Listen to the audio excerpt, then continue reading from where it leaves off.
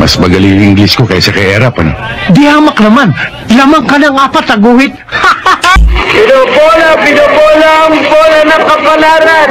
Ang susunod, letrang O. Numero ng matandang dalagang salawahan sa pag-ibig, si Kenta. Madalas siyang mapanood noon bilang sidekick ng King of Philippine Movies, Fernando Poe Jr., at kilala sa kanyang Batanggenyo na pananalita. Kalaunan ay naging matalik na magkaibigan ang dalawa, at si Densyo ay nagsimulang makilala ng mga movie fans. Pero bago ang lahat, ay inaanyayahan ko kayong mag-subscribe sa ating channel, at i-click ang notification bell, para lagi kang updated pag nag-upload ako ng mga bagong kong video.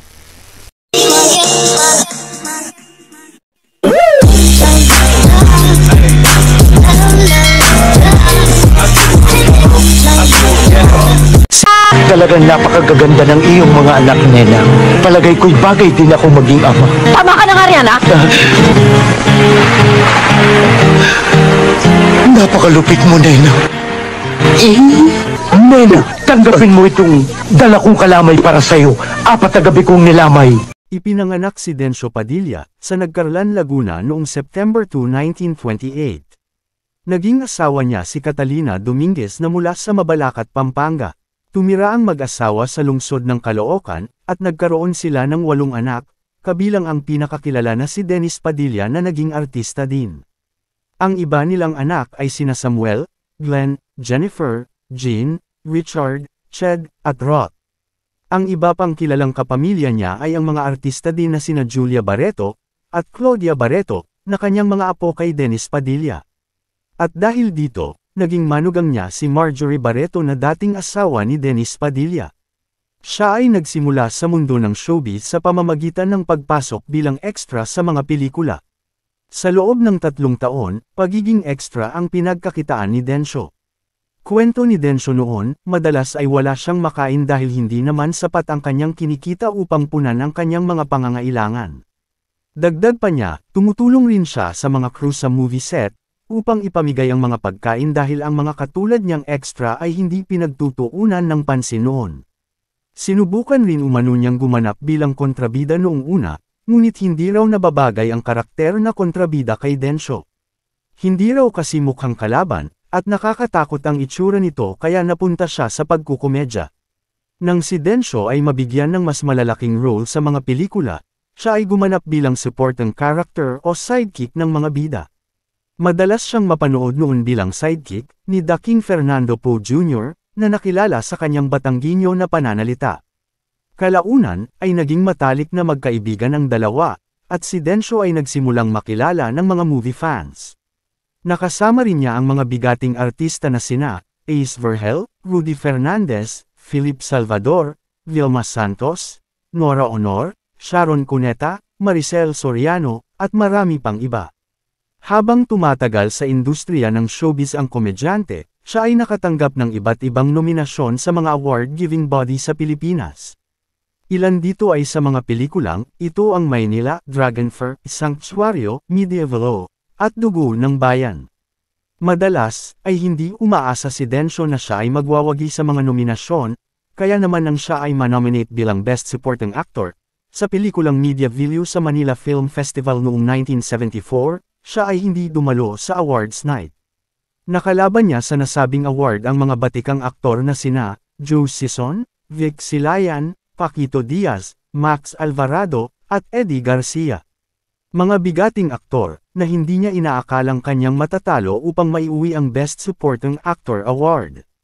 Nanatili noon si Densyo sa kanyang tahanan habang pinapanood ang late broadcast ng programa sa telebisyon, nang may biglang tumawag sa kanya sa labas ng bahay.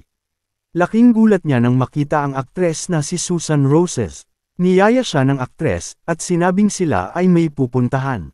Kinakabahan pa noon si Densyo dahil iniisip niyang baka may nangyaring masama sa kaibigang si FPJ. Nang sila ay makarating sa lugar, nagulat ang aktor dahil ito pala ay isang surprise para sa kanya. Nakita niya ang kaibigang si FPJ, na may hawak-hawak na trophy, sabay iniabot ito sa kanya at niyakap siya nito. Dito na nalaman ni Densho, ang pagkapanalo niya bilang supporting actor sa pelikulang Media Video. Ayon kay Densho, napakabait na tao ni FPJ dahil itinuring siyang tunay na kaibigan nito kahit na siya ay mahirap lamang. Makalipas naman ang mahigit 2 dekadang paggawa ng pelikula, si Densho ay nabigyan ng pagkakataong bumida sa pelikulang Iskore Kotoy, noong 1981. Ito ay kumita sa takilya kung saan nagkaroon ng cameo appearance ang ilan sa mga malalaking pangalan sa industriya, na nakatulong sa pagpopromote ng pelikula. Matapos nito ay sinubukang muli ni Densho ang magbida sa pelikulang Boogie, upang patunayan sana na kaya na niyang magdala ng sariling pelikula. Ngunit nagkaroon ng ilang problema sa production, ang nasabing pelikula at siya lamang ang halos nag-promote nito. Sa kabutihang palad, ang pelikulang Boogie ay kumita kahit papaano sa takilya. Matapos nito ay bumalik sa pagiging sidekick ang aktor, at gumawa pa ng maraming pelikula sa maraming taon. May mga panahon na dumanas ng pinansyal na hirap ang kanyang pamilya, lalo na nang magsabay-sabay sa pag-aaral ang kanyang mga anak. Subalit ito ay nalagpasan din ng aktor, at ang kanyang mga anak ay lumaki ng maayos. Si Dennis ay sumunod sa yapak ng ama sa pag-aartista at pagiging komedyante. Bobo ka! Tanggap ko yon. Pero kailan ka pa nag-drugs? Huh? Ibang trip to! Bad trip! Pero itay... Itay! Tumigil ka dyan, gusto mong bigwasan kita! Kabatch mo ako sa high school, itay! Ang ibang mga anak ni Densho ay naging Overseas Filipino Worker, OFW. Ang ilan naman ay lumabas din sa pelikula at TV commercial noong sila ay bata pa. Noong September 30, 1997, si Densho ay isinugod sa ospital dahil sa pananakit ng dibdib. Siya ay na-confine ng mahigit 1 linggo. Nang siya ay ilalabas na sana upang makauwi, si Densho ay pumanaw dahil sa biglaang cardiac arrest noong October 10, 1997 sa edad na 69. Ang naging huling hantungan ng aktor ay sa Nagcarlan Municipal Cemetery, sa Nagcarlan, Laguna. Hindi man palaging bida ang mga naging roles ni Densho sa pelikula, nakuha naman niya ang paghanga at respeto ng marami sa mundo ng showbiz. Siya raw ay magaan katrabaho, masipag at matyaga sa movie set. Maraming artista rin ang naging kaibigan ng komedyante. Siya ay tumagal na halos 4 na dekada sa industriya, at nag-iwan ng tatak sa puso ng kanyang mga tagahanga. Hola! Entra, senyor! Buenas, senyor. Buenas. Nag-iisa yata kayo. Mangyari ho wala nang bakanting mesa. Kung papayag kayo, makisali mo muna kayo sa mesa ng gano'n. Kung papayag ho siya, papayag na. Basta mo.